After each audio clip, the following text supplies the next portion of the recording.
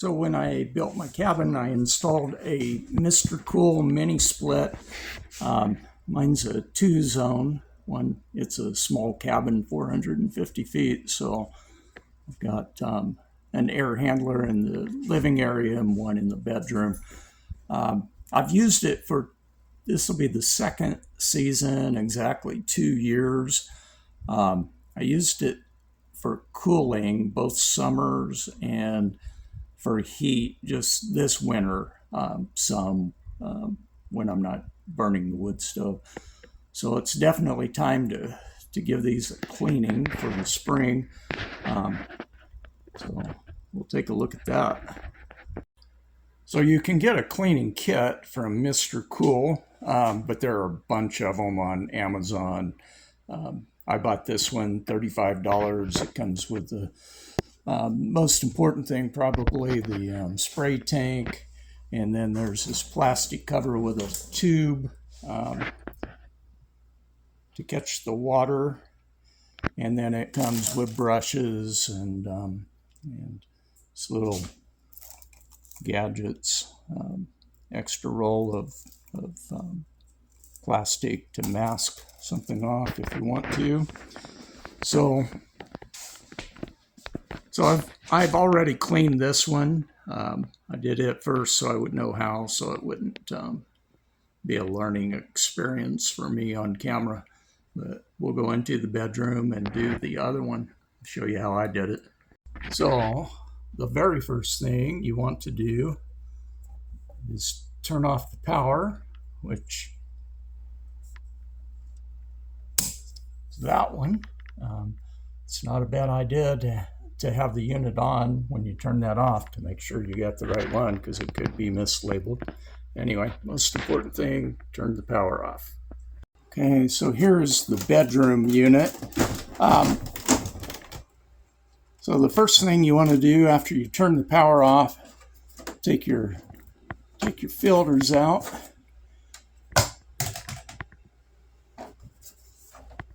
And you just lift up on the bottom, lift them out of the tabs, and then they slide right out. And a little bit dusty. It doesn't look as bad as the other one did.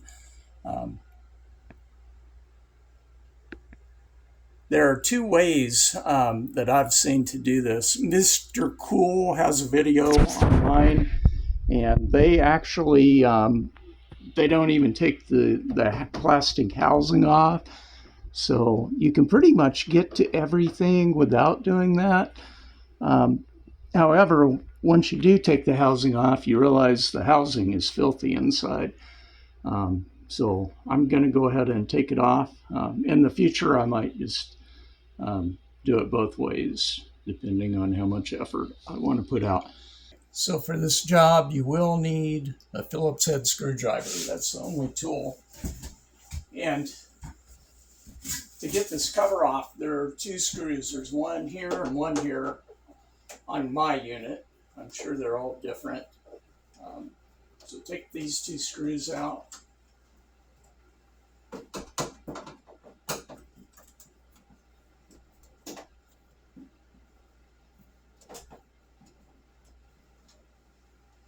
And then right here, there's another one, and it's hidden by a little plastic cover that will just lift up, and then it's way back in there.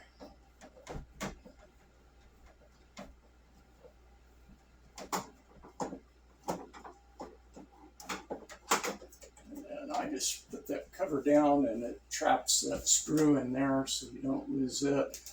And then over here is a plate that you just pop out.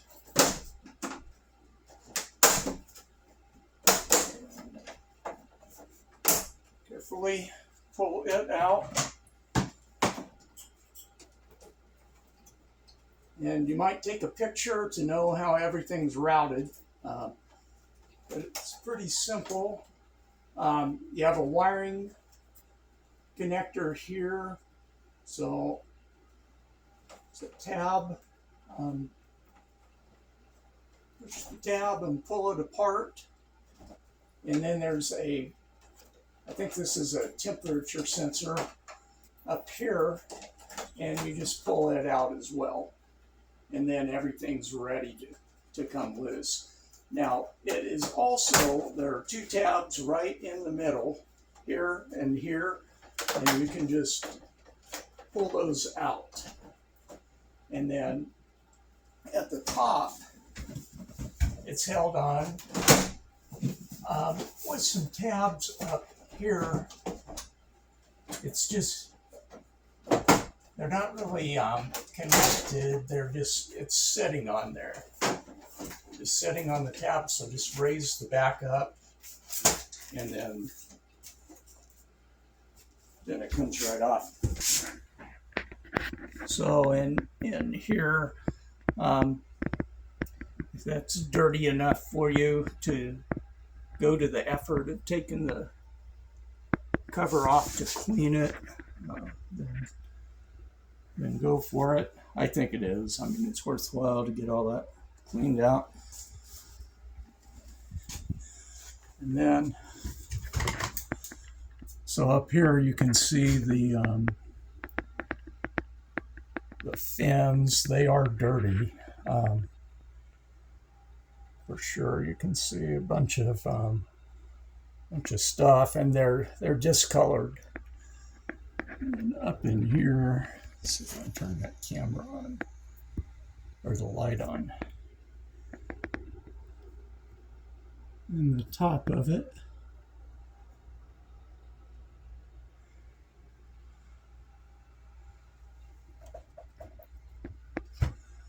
and then some people totally dismantle it so that they can get the fan out, which makes sense. You can see there are pieces of debris just hanging there. So definitely a good idea to clean it, and I may actually take the whole thing apart later this summer and see if I can clean the fan. I'm not sure that you can actually get it very clean using this method. But, yeah, so.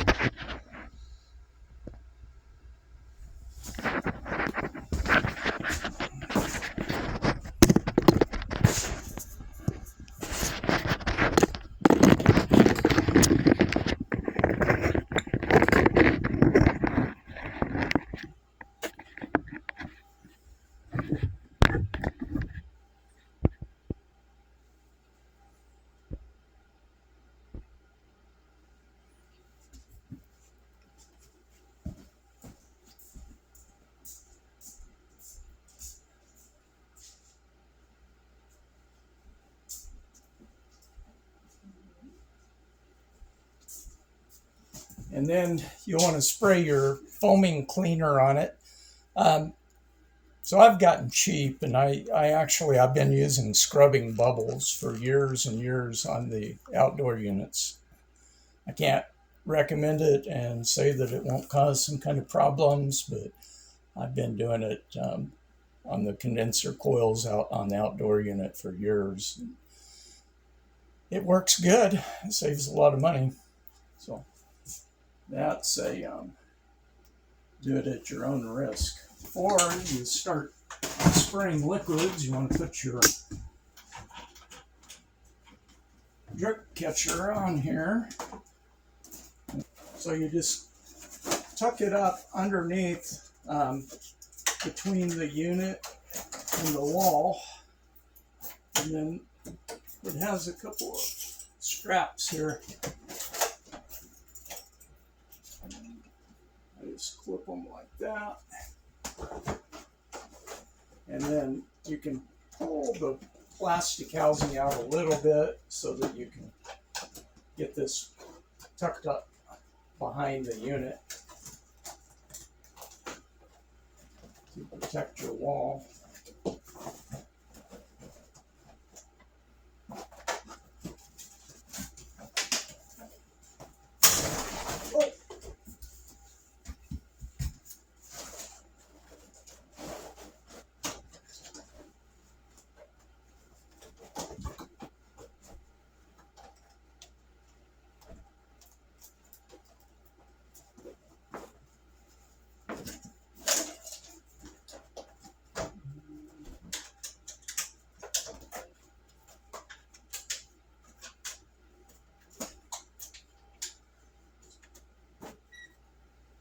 All right, that's it. And then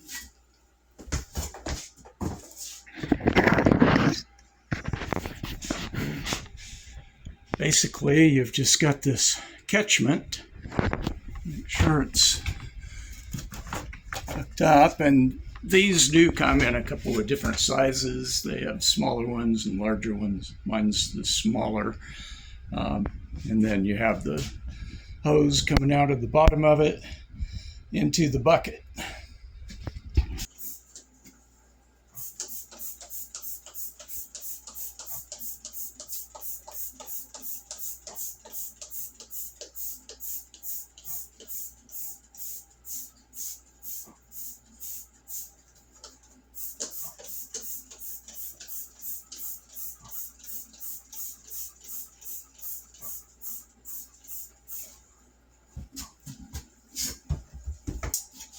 And then I'll let it sit there, let the bubbles scrub a little bit.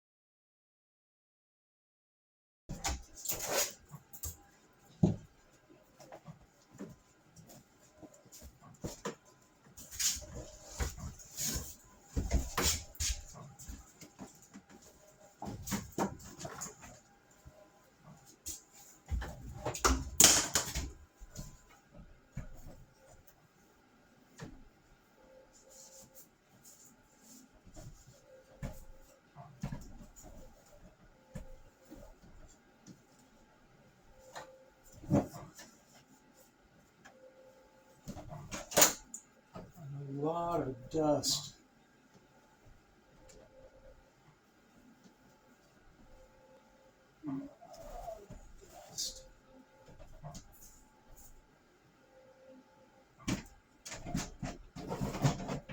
Yeah, let's put it on the opposite of it, the way it came off. Bottom part first.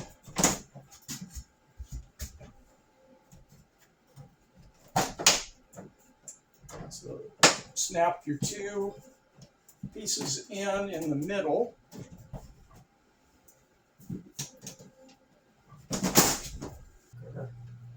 Wires back up.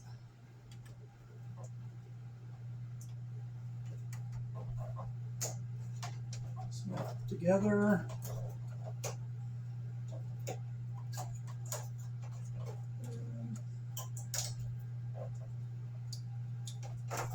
Goes through there.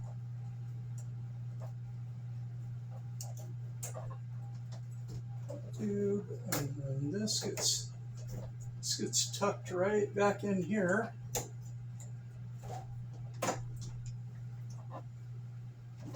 And you have this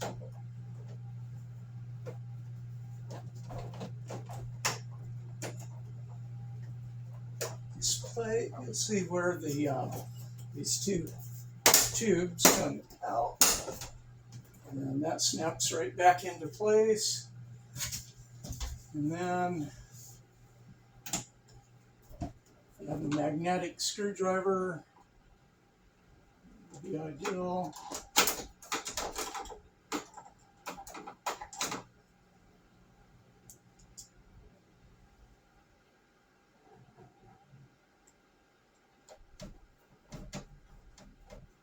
A little ways back in there.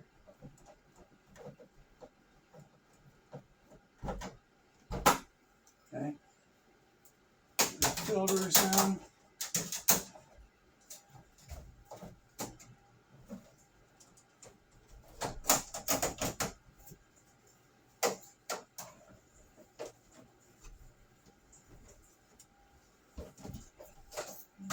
Filters right way.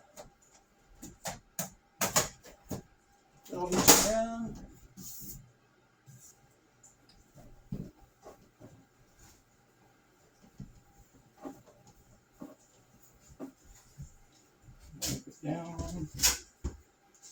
Turn the power on.